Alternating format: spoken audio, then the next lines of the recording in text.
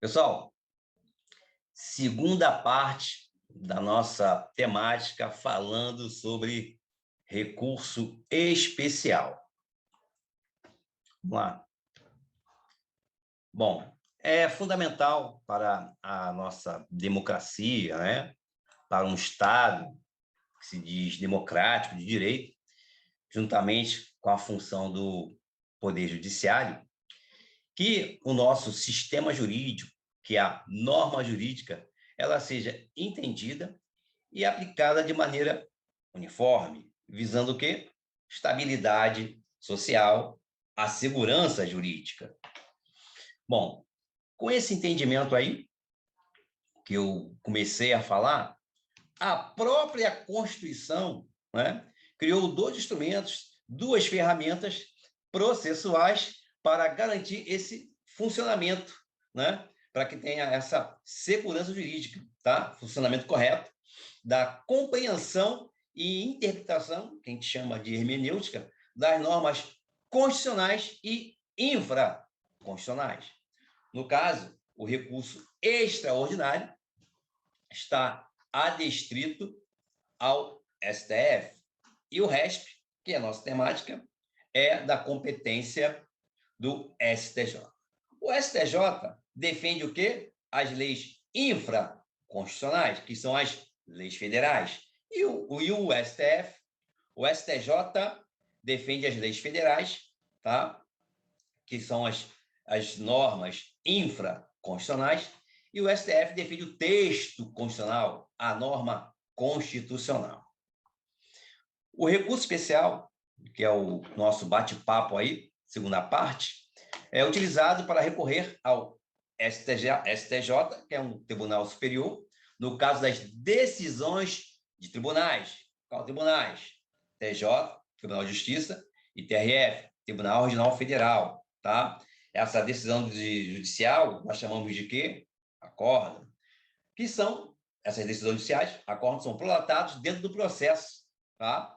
E vamos ver se ele está em consonância ou não com a lei federal vigente, ou seja, a norma infraconstitucional e também a jurisprudência. Então, essa decisão, o acórdão, o STJ, ele vai ver se está em consonância, a partir do momento que você entra com o RESP, né, com recurso especial, ele vai ver se está em consonância ou com a lei federal, tá, vigente no país, ou com a jurisprudência, tá?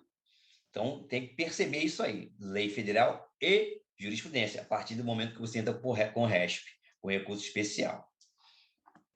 Veja, o recurso especial não faz análise dos fatos, tá? Não faz análise material ou do processo em si, mas tão somente se houve a adequação, né, da decisão judicial, que nós chamamos de acórdão.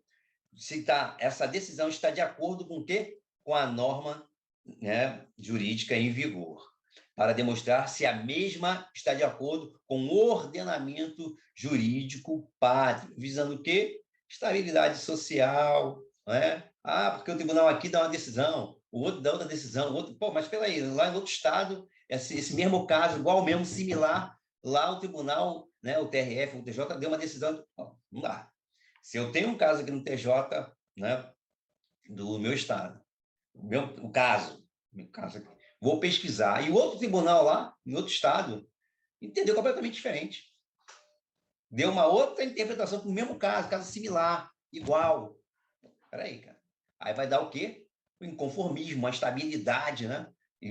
E o Poder Judiciário, né, não visa isso. Ele visa o quê? Estabilidade social, né? Uma segurança jurídica. Aquela história. Quando acontece algo com você, né? Está andando com um carro, o exemplo do taxista que eu sempre gosto de dar. Se alguém abarrou seu carro, o sinal abriu para você, alguém avançou o sinal. Você vai entrar na justiça, né? Você vai bater as portas do Poder Judiciário porque você quer voltar ao teu status quo antes. Pô, eu quero minha situação anterior da batida. Quero meu carro inteiro. Não, quero.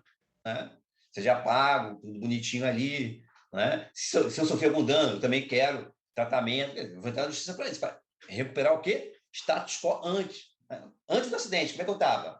Então vou bater na porta do judiciário. Se eu não conseguir voltar a esse estado, né? Meu carro, deu PT. Então eu quero uma indenização total. Né? Eu quero uma indenização aí, um carro novo, um carro meu modelo, enfim. Eu tenho que voltar ao status quo antes. Né? Se eu não vou poder mais dirigir, indenização. Eu no mínimo, se eu não conseguir voltar ao que era antes, eu vou ter que ser indenizado. Tá? Então, quando você bate as portas do Poder Judiciário, você tem essa situação. Aconteceu algo comigo que eu quero. Pô, eu aluguei meu apartamento aqui, não estou recebendo? Pô, não quero receber. Alguém vai morar de graça no meu apartamento? Então, vou lá bater as portas do judiciário. Eu quero que resolver a situação. Né? Ninguém pode resolver as suas pendengas, as suas lides, de acordo com o seu bel prazer, né? Fazendo sua justiça com as próprias mãos. Não existe um Estado democrático de direito. Ok? Finalidade do recurso especial. Veja, o que a finalidade do RESP? Eu sempre vou bater nessa tecla, porque isso é o princípio. É a uniformização do entendimento em relação àquela lei federal. Veja, estou com o meu caso aqui no meu tribunal aqui, tá?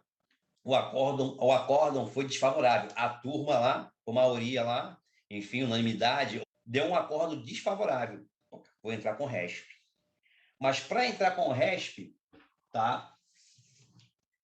Veja, tem que ser, eu vou ver, pesquisar em outros tribunais, meu caso similar ao meu, tem que ser, a divergência tem que estar no artigo, aquele artigo ali, tá?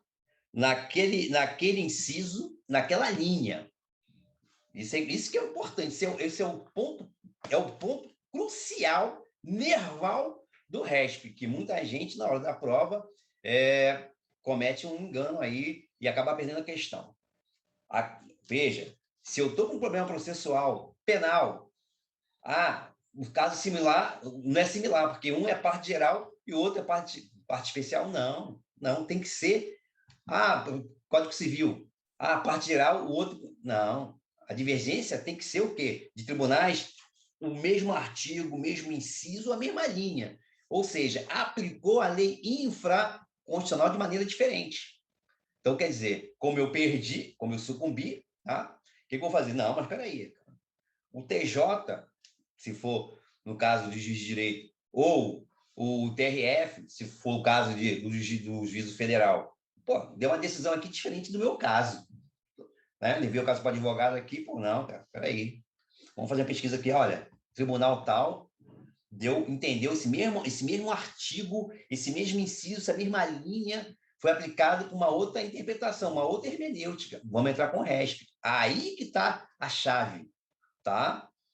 Ok? Então, não é uma divergência dentro do tribunal entre as turmas. Não é do mesmo tribunal. Tribunal é diferente, que deu uma decisão, no teu caso, entrou com o RESP, no teu caso, deu uma decisão desfavorável. Você pesquisou em outros tribunais, outros TJs aí. Não, mas aqui interpretou diferente. Né? No meu caso aqui, se eu tivesse nesse estado aqui, né, entrado com a ação nesse estado aqui, se eu morasse nesse estado aqui, eu teria ganho. Tá? Então, é a uniformização do entendimento em relação àquela lei federal. Artigo, inciso, a linha específica em desacordo nos tribunais do país e não em suas próprias turmas, ou seja, dentro do próprio tribunal. Tá? E demais órgãos judiciais sobre a norma jurídica federal que está em vigor no país. Então, mais uma vez, a divergência tem que ser específica, ou seja, naquele meu caso, né, área civil, processual, que seja, a aplicação tem que ser aquele artigo ali que eu entrei ali, olha, esse artigo aqui, tá? Esse caput aqui foi interpretado no tribunal tal de uma maneira diferente. No meu caso, eu teria ganho. Aqui eu perdi por unanimidade, ou perdi por maioria, enfim. Aí que está. Espero que tenha sido entendido isso. O objetivo do RESP não é a análise do processo do caso concreto em comento. Quer dizer, o RESP não vai se até a fatos. Tá? Não adianta. Fatos, ele não quer saber de fatos.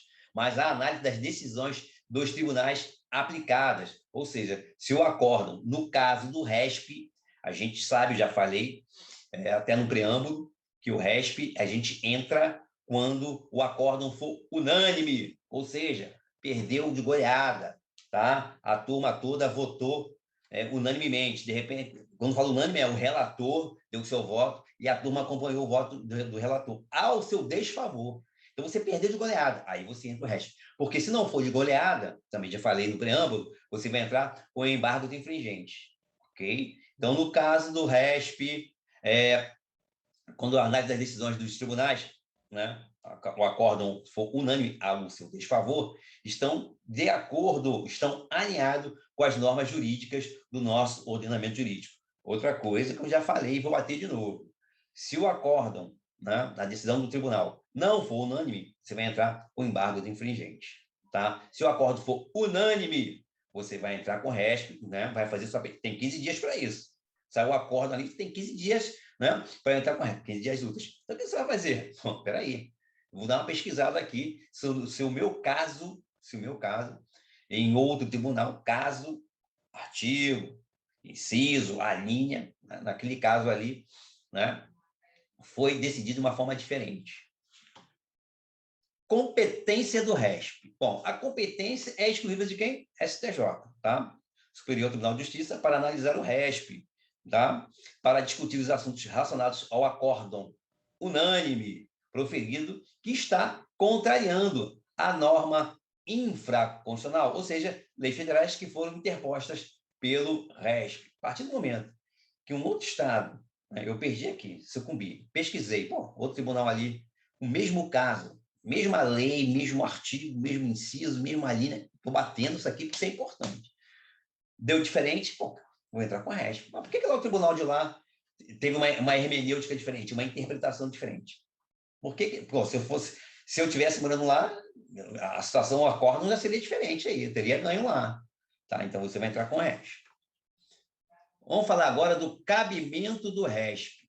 Veja, para a interposição do recurso do RESP no STJ, a Constituição Federal de 88, fundamentada no artigo 105, inciso 3 e alíneas A, B e C, indica 3 casos, 3 situações para o uso do RESP. Importante também a gente esmiuçar, porque às vezes você sabe o assunto, domina aí o caput, enfim, mas chega na hora da prova você, dependendo das questões ali, você se atrapalha todo.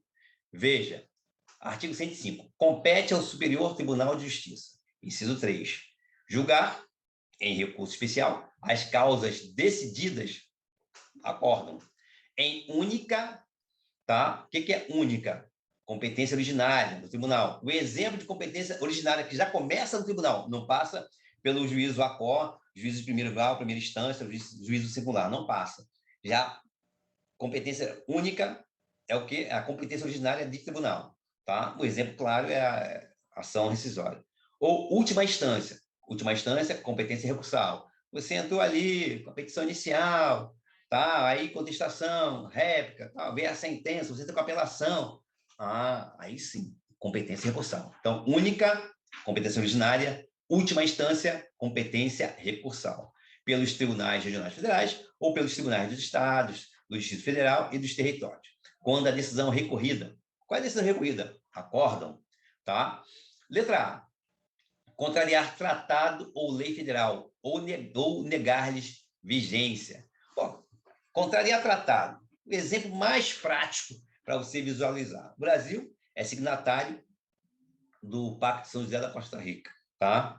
São José da Costa Rica. É um tratado celebrado pelos integrantes da OEA, Organização dos Estados Americanos. Tudo bem. E o que ele diz? A prisão por dívida somente se for o quê? Pensão alimentícia. Então, a partir do momento que você, no seu estado, você foi preso por dívida sem ser pensão alimentícia, Está contrariando um tratado. Tá? Porque contrariar a lei federal, a gente já sabe que vai entrar com o RESP. Tá? Então, se o acordo contrariar tratado ou lei federal, ou negar-lhe a sua vigência, ou seja, o Estado A está violando um tratado ou uma lei federal. Aí você vai entrar com o RESP. Ok? Esse exemplo aí do Pacto de São José da Costa Rica, que fala também sobre direitos humanos, enfim, é o mais claro para você guardar isso aí na linha A. Letra B, efeito de prova da OAB, Defensoria Pública, Ministério Público, delegado, enfim. A linha B, julgar válido ato de governo local, contestado em face de lei federal. Veja, para tudo que você está fazendo, é o que eu falei, dominar o conhecimento é um processo, né? Lento, gradual, e você consegue dominar. Saber fazer prova é um outro conhecimento que você também tem que dominar. Veja a linha B, bota aí o caveira, bota aí amarelo, dá um print, presta atenção. Ato de governo local, nós estamos falando o quê? Ato do prefeito ou do governador. Ato de governo, tá? Contestado em face de lei federal. Eu não estou falando aqui de lei municipal ou lei federal em face de lei federal. Porque se fosse aqui lei municipal ou lei local, municipal ou estadual, lei local, aí não seria um RESP, seria um recurso extraordinário ao STF. Então você tem que ter essa maldade aí, tem que ter essa acuidade, né? Essa percepção, porque na prova, meu amigo, você pode, de repente, lá na segunda fase do AB, se deparar aí com essa questão bem elaborada, e eles a lei do governo local, ou a lei local contestada em face de lei federal. Aí você, prova subjetiva, vai escrever, não, RESP, artigo 105, pô, meu amigo, ali aquela coração batendo, calorzão, enfim, usando máscara ou não, você vai dançar, tá? Então você tem que prestar atenção no seguinte, ato de governo local é diferente de lei local. E quando se fala ato de governo local, engloba município, estado, tá? Então, ato de governo local é diferente de lei local. Lei local é diferente de lei federal. Se for lei local, município ou estado conflitando com lei federal, tá? Aí cabe um recurso extraordinário ao STF. Letra C, der à lei federal interpretação divergente. Na prova vai vir lá hermenêutica, não vai vir interpretação. Já para te botar uma casca de banana aí para ver se você domina os sinônimos aí. Tá? Então, isso que eu sempre falo, para você sempre ler em várias doutrinas.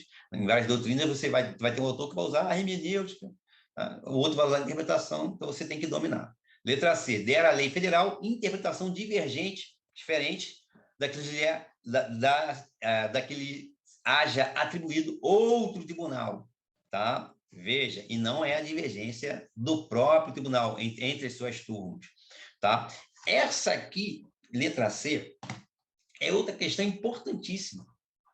Por quê? Porque ela está falando, essa letra C, do dissídio pretoriano ou então da divergência jurisprudencial. Eu vou esmiuçar cada um deles mais à frente. Mas você tem que entender, essa letra C aí, ó, a lei federal, interpretação divergente da que seja dada, atribuída a outro tribunal, é dissídio pretoriano ou divergência jurisprudencial. Porque na prova, na sua prova, OAB, prova para defensor público, prova para juiz, para promotor, veja, nós vamos ter a lei seca, tá? Questões envolvendo a lei seca, e vamos ter questões doutrinárias, ok? Então, meu amigo, você vai se deparar aí, dissídio pretoriano, aí tu vai dizer, hã? Oi? Hã? Dissídio pretoriano? Divergência jurisprudencial. Aí você já, né, pela semântica ali, divergência jurisprudencial, ou seja, jurisprudência de tribunais diferentes. Aí vai te dar uma certa luz. Mas se ele colocar lá dissídio pretoriano, meu amigo, por menos avisado, aquele que só lê uma doutrina, se não lê a doutrina certa, então por isso que eu falo, lê aí 3 doutrinas no mínimo. Cabimento do recurso especial. Contrariar lei federal. Agora eu vou esmiuçar, letra A, letra B, letra C. Foi só uma prévia, assim, para você não tirar gosto, para a gente poder agora nadar de braçada na letra A, B e C. Contrariar a lei federal. Quando o acordo, que é a decisão judicial proferida por tribunal, violar lei federal ou tratado internacional onde o Brasil é signatário. Veja, mais uma vez, decisão unânime, RESP. Decisão que não for unânime, mas você sucumbiu, você vai entrar com o quê? Embargos infringentes. Essa é a minha prática aí. Lei federal. Qual é o conceito de lei federal? Isso é importante, cara. Na hora da prova, pô, mas eu domino esse assunto, como é que eu errei essa questão? Como é que pode? Porque dominar o conhecimento de prova é um, e dominar o conhecimento da matéria é outro. Você tem que dominar o conhecimento de fazer prova. Isso aí você vai fazer exercitando, tá? O que é lei federal? É toda lei produzida, ou seja, elaborada pelo Congresso Nacional, tá? Ou então pelo presidente da República. Exemplo, lei ordinária, medida provisória, leis complementares. São exemplos, tá? Veja, tudo isso que eu falei aqui são atos normativos primários. Logo, né?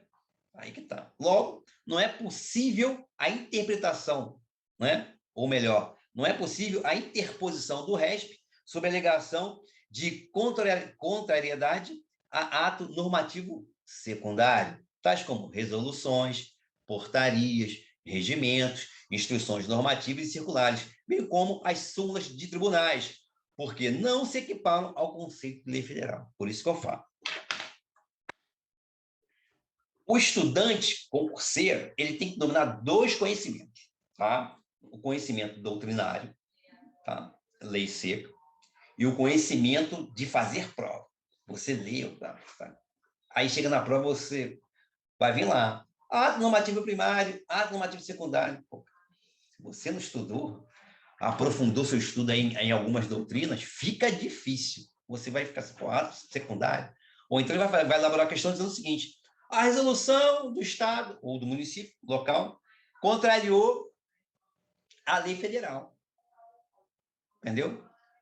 O regimento, a portaria do Estado tal, do município tal, contrariou a lei federal. Aí você vai massacrar, vai marcar lá RESP, 105, inciso 3 e tal, a linha A, fundamentando ali, Constituição de... Não. Tem que ser ato normativo primário, tá? Lei ordinária, medida provisória, lei complementar. Tá ok? Ato normativo secundário, resoluções, portarias, né? Circulares, instruções normativas, IN, não. Súmulas dos tribunais, não se equiparam ao conceito de lei federal. Tá? Então, coloque aí uma caveira, seta, pinta de amarelo, ok? Cabimento do RESP. Atos de governo local que afrontam lei federal. Veja, ato de governo local pode ser do prefeito, pode ser do governador, tá?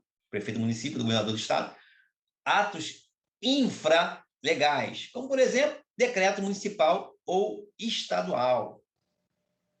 Quando o ato de governo local é legalizado pelo Poder Judiciário local ou TRF local, validado através do Poder Judiciário, né? Já que o município não tem, ato de governo local pode ser do município ou do governo, do estado. Contudo, o ato viola as letras da lei federal ou o entendimento jurisprudencial de outros tribunais. Aí você vai entrar com o quê? Com o RESP, tá? Veja, ato de governo legal, ou seja, atos infralegais. E aí você vai vir na sua prova. Não vai vir lá, vai dizer, os atos infralegais, aí tu já tem que se ligar. Ato de governo local, tá? Importante isso. O exemplo clássico, decreto municipal, decreto estadual, tá? Se esse decreto aí, que viola a lei federal, for validado aí pelo Poder Judiciário local, TRF, né? Tribunal Regional Federal ou TJ local, aí tu vai entrar com... Aí cabe o RESP, tá ok? Bom, interpretar a lei federal, hermenêutica, de forma divergente, diferente de outros tribunais. Bom, demonstra o que essa linha C lá, interpretar a lei federal de forma divergente, demonstra a preocupação da nossa Constituição com a uniformidade do entendimento do ordenamento jurídico, né? A hermenêutica da lei federal ela tem que ser uníssona em todo o país. Então, isso aí, esse artigo C, essa linha C, melhor dizendo, ela demonstra essa preocupação que a Constituição teve, por isso que ela criou esse instrumento aí, tanto o recurso especial como o recurso extraordinário. Recurso extraordinário em nível de norma constitucional. O recurso especial, o RESP, é referente à norma infraconstitucional. Porque isso que vem na tua prova, infraconstitucional, constitucional, tem que se ligar. Bom, a divergência, obrigatoriamente, deve ser entre tribunais similares. O que é tribunais similares? Pô, TJ aqui, TJ ali. TRF aqui, TRF ali. Isso aí que é tribunais similares, tá? Ou seja, entre TRFs ou TJs, tá? Não adianta ser o TRF aqui, TJ aqui, não tem como. TJ, TJ, TRF, TRF. Tá? De estados membros diferentes e não entre as turmas do mesmo tribunal. Toma cuidado aí, essa atenção aí. A divergência não pode ser interna. Não, que as turmas, a turma decidiu isso, a turma decidiu aquilo. Não, é entre tribunais. Tá? Está em amarelo, já era. Não cabe para, por exemplo, artigo de legislação geral aplicado em um caso por um tribunal e legislação especial aplicada por outro tribunal. Ou seja, a divergência tem que ser da mesma lei, se for geral, geral, se for especial, geral, mesmo artigo, mesmo inciso, mesma linha em divergência na aplicação da norma federal. Tem que bater isso aí para deixar na hemácia, massa do sangue. Admissibilidade do nosso recurso especial. Bom, o recurso especial possui os pré-requisitos que são comuns aos outros recursos, tá? Interesse da parte, que é comum a todos, legitimidade do pedido, também comum a todos, inexistência de impedimento, tá? Decadência, prescrição, a parte não é a parte interessada, é um terceiro que não tem nada a ver, tomou as dores da outra, não, tem que ser lá a legitimidade do pedido, interesse da parte, legitimidade do pedido, inexistência de impedimento, o preparo, né? Custas processuais, tempestividade, você tem que ter o tempo ali, 15 dias úteis para entrar com... Enfim, isso aí, essa admissibilidade é o que é comum a todos os outros recursos. O embargo de declaração, que eu já postei aí, tem um prazo de 5 dias, né? E não sobe, né? Não vai para o outro tribunal acima. É o próprio tribunal que pilotou a sentença. Seja o juiz Ocó, seja o adquem, né? O embargo de declaração, você já tem vídeo aí falando sobre embargo de declaração, que é o único que você tem que realmente ter mais atenção aí. Requisitos específicos do RESP. Pô, cara, o RESP, ele analisa o quê? Decisões de tribunais. Acórdão. Está falando aqui de juiz monocrático? Não. Juiz de primeiro grau, primeira instância? Não. Decisões de tribunais, de única ou última instância. Única instância, competência originária do tribunal, que já começa no tribunal. Exemplo, ação rescisória. Para guardar logo. Última instância, competência recursal. Você vai todo aquele procedimento, contestação, petição inicial, contestação, réplica, sentença, apelação. Bom, você seguiu todos os trâmites ali. Competência recursal de tribunais estaduais ou regionais. Tá? Ou seja, requisito específico, analisa as decisões de tribunais de segunda instância, artigo 105, inciso 3 da nossa Constituição. Decisões que violam a lei federal cometidas pelo juiz base, juiz monocrático, juiz singular, tá? Juiz de primeiro grau, juiz de primeira instância, enfim. Eu boto todos os sinônimos para que você entenda, né? Para não ser surpreendido aí e ficar em dúvida. Ou ainda, tá? Juiz de primeiro grau, primeira instância, singular, ou órgãos colegiados do JEC, juizados especiais, meu amigo, não cabe a interposição do recurso especial.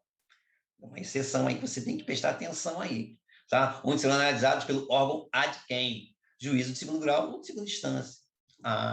Não cabe RESP para decisão de juiz de primeiro grau, juiz singular, juízo base, não adianta, cara. Ou órgão colegiado de juizados especiais. Não, RESP aí não. Tá? Eles vão seguir naturalmente para decisão em segunda instância aí, juízo ad quem. Requisitos específicos do RESP, continuação. Bom, o RESP não admite a discussão de fatos. Tá? O caso não quer saber dos fatos, não quer saber disso aqui. Tá? Ou de direitos específicos do caso concreto. O RESP, ele não se atém, não se preocupa, não analisa isso, tá? Mas ele analisa o quê?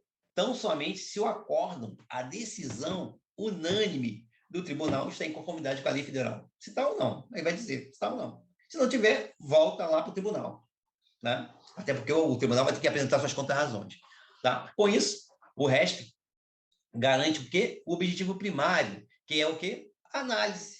Que nessa discussão do STJ, se o acórdão está em conformidade, uniformidade com a lei federal, ele viu que a legalidade da atuação judicial das instâncias que o artigo 105, inciso 3, preconiza, que ele diz ali no seu artigo 105, inciso 3 da nossa Constituição, sobre questões particulares do caso fático do processo. Então, ele vai ver o seguinte, esse acórdão aí unânime, vamos ver, entrou com o RESP aqui e falou, o outro tribunal deu diferente.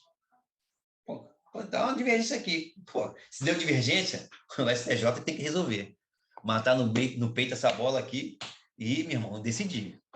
O RESP só poderá ser interposto depois de esgotada todas as possibilidades de interposição dos recursos ordinários. É isso que vem na tua prova. Aí tu vai falar assim, porra, recursos ordinários? Meu amigo, recursos ordinários, apelação, embargo de declaração, agravo de instrumento, tá? Agravo interno, por exemplo. Tá? Então, o RESP só poderá ser interposto depois de esgotadas as possibilidades de interposição dos recursos ordinários. Tá? Ou seja, seria o quê? A última competência recursal. Tá? Porque é uma matéria infraconstitucional.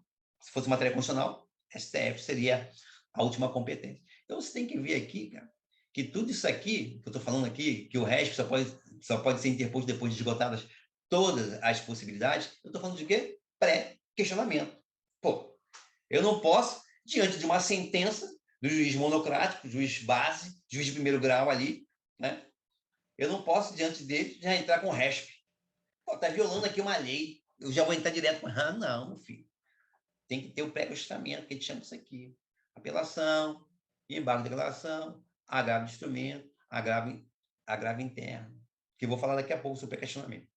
Entendeu? Então, você tem que, primeiro, esgotar todas as instâncias, né? Para você poder entrar com RESP. Você não tem como... Sai a sentença, você de plano, vou entrar com RESP. Negativo. O acórdão, ou seja, a decisão judicial do tribunal, deve ter sido pré-questionada nas instâncias onde ele foi realizado. Que eu acabei de falar. Vem cá, mas tu entrou com apelação? Você embargou? Houve um agravo de instrumento? Não adianta, cara. O que é pré-questionamento? É a alegação prévia e análise pelo órgão julgador, a qual da matéria, no caso da apelação, na matéria de interesse do recorrente, para que um recurso excepcional seja recebido pelas instâncias superiores.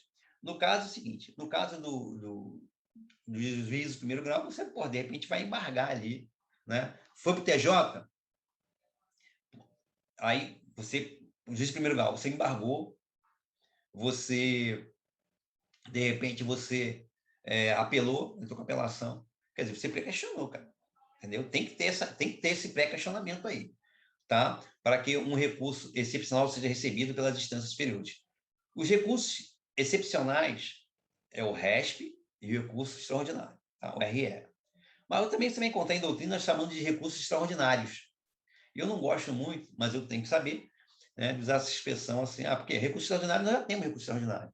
Tá? Então, você tem que entender o seguinte, recurso extraordinário, porque tem recursos ordinários, apelação, embargos declaratórios, ou embargo de declaração, aí tem agravo de instrumento, né? Agravo interno, são o quê? Recursos ordinários. Os recursos extraordinários, lato sensu, seria o recurso, o RE, o recurso extraordinário, e o RESP, recurso especial.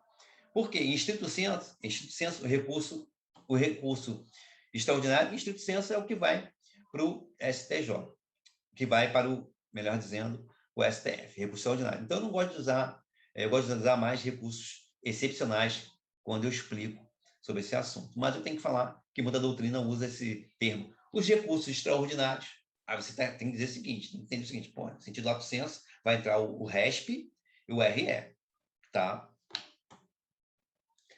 Bom, conhecido e provido. Olha, esse termo aqui parece até dupla sertaneja, né? Parece até um combo. Muita gente aí menos avisada, né? Acha que conhecido por ouvido, acha que sempre é assim, dupla sertaneja, né? Danilo e Danojo, né? Enfim. Só que não é dupla sertaneja. O seu recurso ele pode ser conhecido, tá? Por causa dos pré-requisitos, mas pode não ser provido, pode não ser aceito. Então, eu coloquei aqui para efeito de conhecimento. Bom, de forma bem objetiva, a diferença entre conhecimento e provimento, tá? O conhecimento do recurso quer dizer que ele atende aos requisitos de admissibilidade, tempestividade, preparo, tá? E o provimento significa o quê? Que a decisão proferida pelo tribunal modificou a sentença favoravelmente a quem recorreu. Ele foi provido, tá? O STJ deu provimento ao teu RESP. O tribunal, ou o TJ, ou o TRF, vai ter que mudar a sentença lá. Vai ter que mudar aquela decisão judicial que é aquele acordo, vai ter que mudar, porque foi provido. Porque muita gente fala assim, conhecido e provido, acho que não, que é compra casada, né, que é combo, conhecido e provido, negativo. Então, eu coloquei aqui para efeito de conhecimento, né, o que quer dizer lá na sentença lá? Conhecido, conhecido, mas não provido. A pessoa assim, mas foi conhecido, mas não foi provido? Não entendi, não foi conhecido? Então, coloquei esse adendo aqui, por isso que é importante o feedback aí pelas redes sociais, tá bom? Pré-questionamento do RESP. Veja, deixa eu ajeitar um pouco aqui a câmera aqui. Bom, a decisão judicial em comento, né, aquele caso lá que você entrou com o RESP, deve ter sido pré-questionada dentro do tribunal que ela foi prolatada. Por exemplo, apelação, tal. Você está vindo ali, questionando ali, como eu acabei de falar, vem pré-questionando antes ali. Né? Você não pode entrar direto, saiu a sentença, vai entrar com RESP. Pô, violou a lei federal, já vai entrar com negativo. Você tem que pré-questionar, entrar com apelação, junto a outra parte vai entrar com as contra-razões, o juízo acorda, o juízo base, de primeiro grau, primeira instância, vai levar a tua apelação e as contra-razões, né? Vai levar para o TJ, e o TJ vai decidir, ou o TRF vai decidir, através do acordo. Ou seja, não existe a possibilidade da parte não ter questionado a decisão judicial do tribunal de segunda instância, através de embargo de declaração, apelação, por exemplo, para depois interpor o RESP diretamente. Não existe o caso de vem elaborada uma questão lá, na apelação, na sentença vem lá, né? Tem uma emenda ali, vai a sentença sozinha ali, dizendo que o juiz violou ali uma lei federal em sua sentença. Pô, cara, aí você ou vai marcar cruzinha, ou vai dissertar ali, entrar com o resto. Não, tem que pré-questionar. Você não pode, numa decisão judicial, né, ir direto para o STJ através do resto. É obrigatório que a parte que interpôs o RESP tenha questionado a decisão judicial em toda oportunidade que teve, apelação, embargo, agravo instrumento, agravo interno, para poder validar a interposição do RESP, tá? A gente chama de pré-questionamento. Se a parte que sucumbiu não tem entrado com apelação no prazo de 15 dias, por exemplo, não será possível interpor recurso especial. Não pré-questionou, nem entrou com apelação, vai entrar com RESP? Não tem como, brother. Não tem, perdeu. Bom, vamos ver agora o recurso especial, que é de origem constitucional, vamos ver ele à luz do Código de Processo Civil.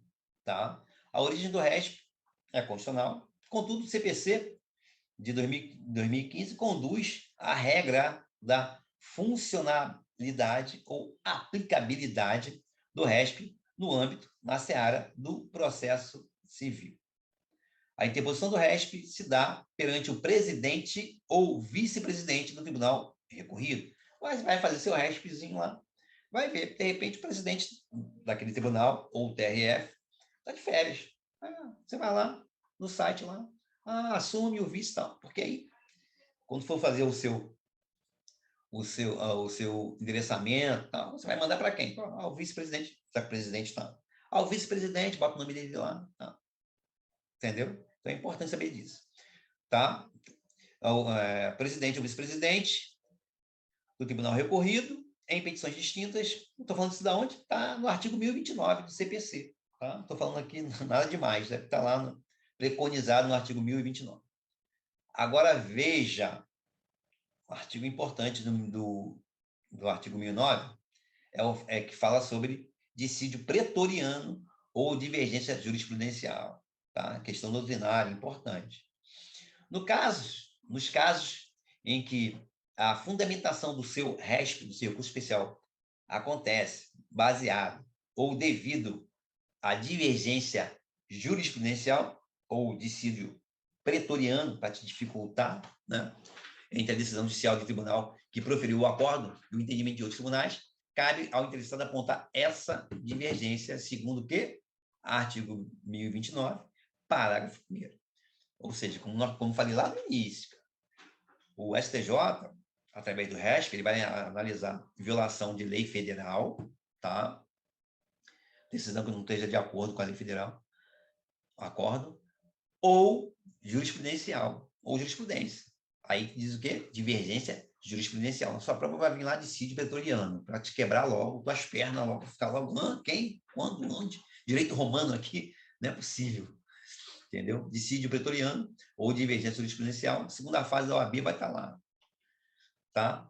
A gente vai colocar lá, artigo 1029, parágrafo 1º. Ou seja, se eu baseei o meu RESP, né, a decisão que eu tive aqui no Tribunal de Justiça do meu estado aqui, se eu, na minha pesquisa, eu vi que a jurisprudência do outro estado está a meu favor, vou entrar com RESP. Não, peraí, cara, por que a jurisprudência daquele tribunal lá foi assim e a jurisprudência do meu está assado?